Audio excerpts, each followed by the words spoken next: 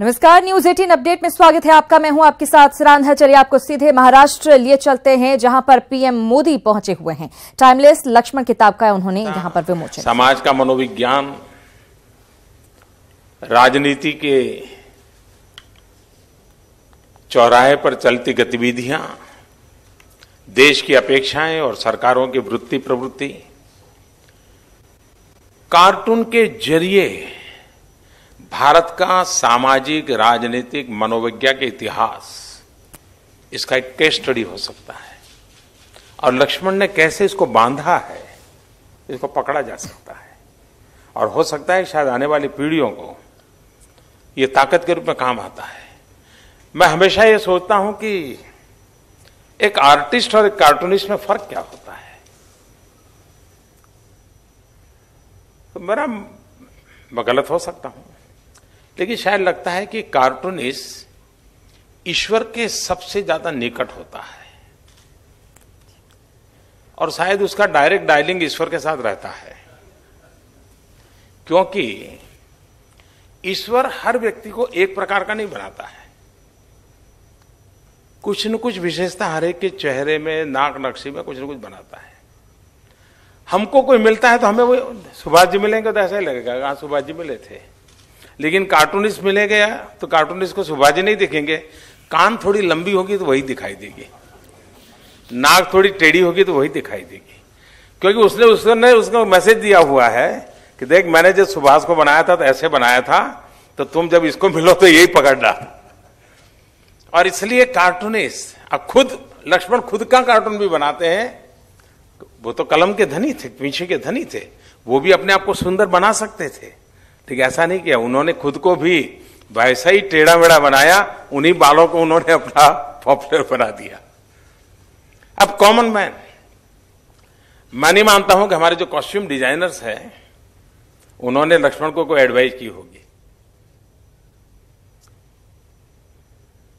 कोई ये common man को देख करके कह सकता है कि ये किस स्टेट के हैं, वरना कितना ही बड़ा फैशन डिजाइनर हो, कितना बड़ा आर्टिस्ट हो, वो किसी को भी चित्र बनाएगा तो दिखेगा ये शायद तमिल का छाया है या ये नॉर्थ ईस्ट की छाया है, शायद इसमें बंगाली रूप देखता है। उन्होंने कॉमन मैन का ड्रेसिंग ऐसे किया है कि हर हिंदुस्तानी को लगता है ये मेरा है, कोई कह नहीं सकता ये उस राज्य वाला है।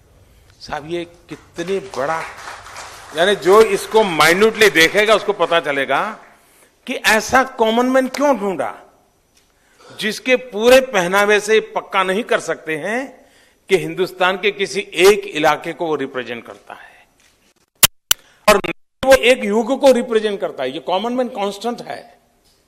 उसके जूते में आधुनिकता है, उसके मूंछों में दम है, लेकिन छाते के बिना जिंदगी नहीं है। यानी एक उनके मन को मैं पढ़ने की कोशिश करता हूं, तो ऐसा क्यों किया होगा? क्योंकि उनको पता था कि भारत एक ऐसा देश है जहां लोगों की मानसिकता, जैसे जैसे राजनीति में विकृति आती जा रही है, बिखराव ढूंढना, अलगता ढूंढना, उनकी कोशिश थी एकता को समेटना। ये अपने आप में बड़ा कंट्रीब्यूशन था। और इसलिए लक्ष्मण की इस ताकत को, अब ये ठीक है कि हम लोग ऐसी चीजों को मिस करते हैं, और जिस राजनीतिक जीवन कालखंड में उनका योगदान रहा, मैं पक्का मानता हूं हर पॉलिटिशियन अखबार पढ़ने से पहले उनका कार्टून देखता ही देखता होगा।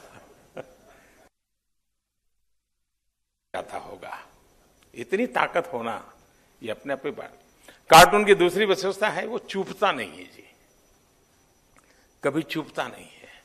सटीक से सटीक बात हो, कठोर से कठोर बात हो, लेकिन शब्द में जो ताकत होती है दर्द देने की, कार्टून में मरहम देने की ताकत होती है। एक पल लगता है यार ये क्या है, दूसरे पल लगता है हाँ यार ये भी एक बात है। यानी जिसमें क्षमता है सत्य को तीव्रता से उजागर करने की, लेकिन उसमें वो भी क्षमता है कि उस तीव्रता के बीच मरहम लगाने की, वो शायद लक्ष्मण की ताकत थी, जो बेजोड़ ताकत थी, जिसको कभी हम भूल नहीं सकते। सामान्य मानवी की समस्याओं को, उनका एक कार्टून था कि कॉमन मैन कार खरीदता है, फिर कोई पूछता है क्या कर रहे हो, बोले कार तो लाया हूं लेकिन रोड ढूंढ रहा हूं कि कहां चलाऊं। यार उस समय इंफ्रास्ट्रक्चर के ऊपर रास्ते नहीं थे, रोड नहीं थे, इतना सटीक मार्मिक कहने का सामर्थ्य है। जब उनको पूछा गया कि आप कॉमन मैन कहां से ढूंढ रहे, तो बोले मैंने नहीं ढूंढा कॉमन मैन ने मुझे ढूंढ लिया है। ये अपने आप में मैं समझता हूं एक बहुत यानी सोचने की विशालता क्या थी। उनके भाई आर के नारायण का भी उन पर छाया रहा, जो उनकी कलम में नजर आया, किताब के लिखित के लेखन में भी उनका हमें ध्यान आया। आपने देखा होगा कि जब अटल जी की सरकार थी, मेरे मन पर इन चीजों का बड़ा प्रभाव रहता है, क्योंकि हम ज्यादा दुनिया बड़ी हमने देखी नहीं, वो तामझाम क्या होता है सब मालूम नहीं था, ये सब यहाँ आने के बाद देखा है।